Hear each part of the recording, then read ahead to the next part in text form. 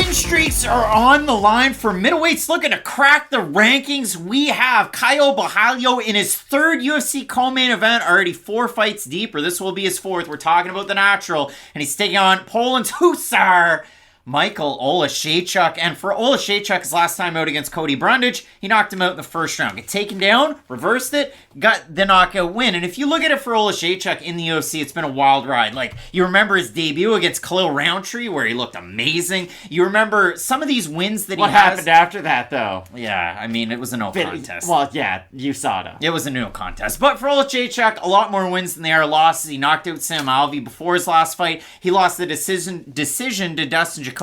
And if you want to go, hey, Oleksiejczuk's beaten grapplers, he beat Shamil Gamzatov, made him look human, ended that win streak. He was undefeated, knocked him out up against the cage. If you look at it for Borralho in these 3 wins, it's a little weird, right? Like, he looked amazing on Contender Series. He had to fight twice over there, won 2 decisions. He goes out there and beats Gagiel Margagiev by technical decision. He beats Armen Petrosyan by decision, grounds out the striker. And his last time out against Mahmoud Muradov. All right.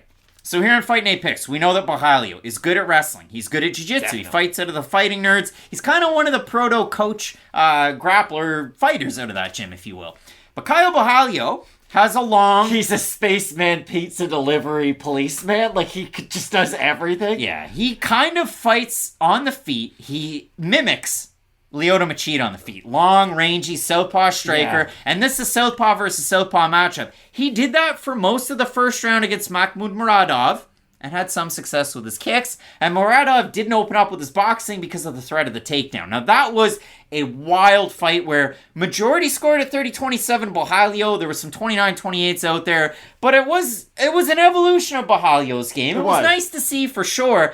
But boys, oh boys, I don't think that's going to fly against Lord Michael and those body shots from that southpaw stance. And I've said southpaw twice because this is southpaw against southpaw. So it opens up the threat of the body strikes for a guy like Oleksiejczuk. It then accentuates the striker style out of southpaw. Oleksiejczuk gains ground in a matchup like this. I gotta be honest, I think this is a terrible matchup for Oleksiejczuk. And I'll say why.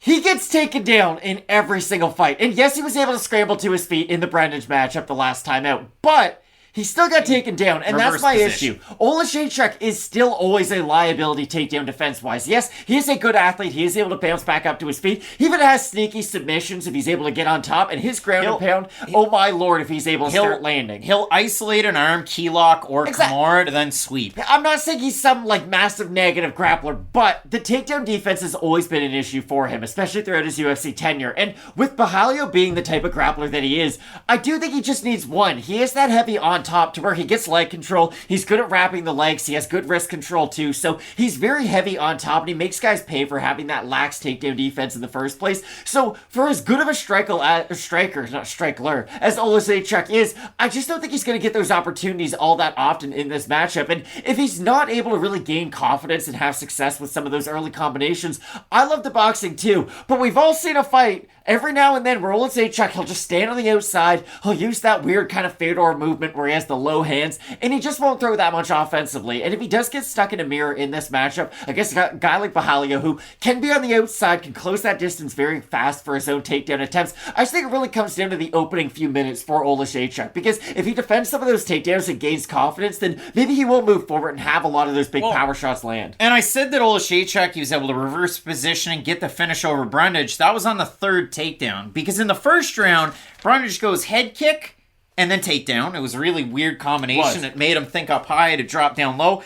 The second one, it was off of, he just got pulled down to the mat, up kind of closer to the cage. And then the third one, he gets the takedown, and that's where Oleksiejczuk's able to reverse position and get the finish. And if you look at it, the takedown defense for Oleksiejczuk so far in the UFC, 43%. Brundage went 3 of 3. Jacoby went 1 of 2. Crew went 8 of 10 for 3 minutes and 29 seconds of control time in the first round. So Oleksiejczuk is good at getting back up to his feet, and OSP went 1 of 2. So that's kind of the breakdown of the takedown. But that's it's like being a closer where it's like he's really good at getting out of the jam with the bases loaded. Don't start here. Like, it's just don't get the bases loaded in the first place, and then we don't really need to worry about you getting us out of that jam. Is Michael Oleksiejczuk Jordan Romano? He might be Jordan Romano. Don't do that to me. I'm sorry.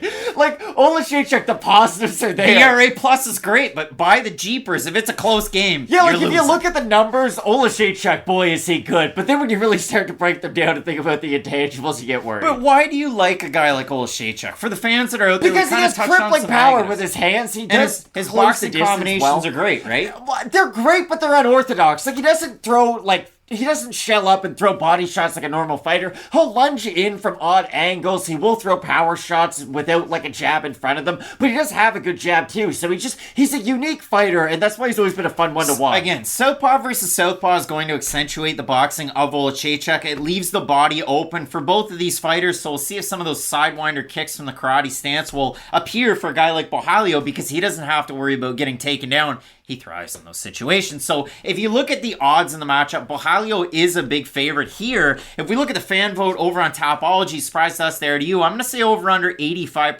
Borralho. I think they'll be under, but still very high. Oh, you turkey. 600 total votes, 83% Borralho, 66% by decision. For the 17% that have Hussar, 70% by knockout. So no surprise there with the way that the vote shook out. I have Borralho with the takedowns. I don't know if it's going to be the best fight. Unranked middleweights usually don't have the best fights. I think it will be a fun fight, honestly. I have high hopes. Now we buried the lead because we didn't talk about it in the intro. This card, it's a fair bit of filler. There's 2 ranked fighters. There's 2 unranked heavyweight fights on the main card. 2 unranked middleweight fights on the main card. Those are either over quick or they're really bad.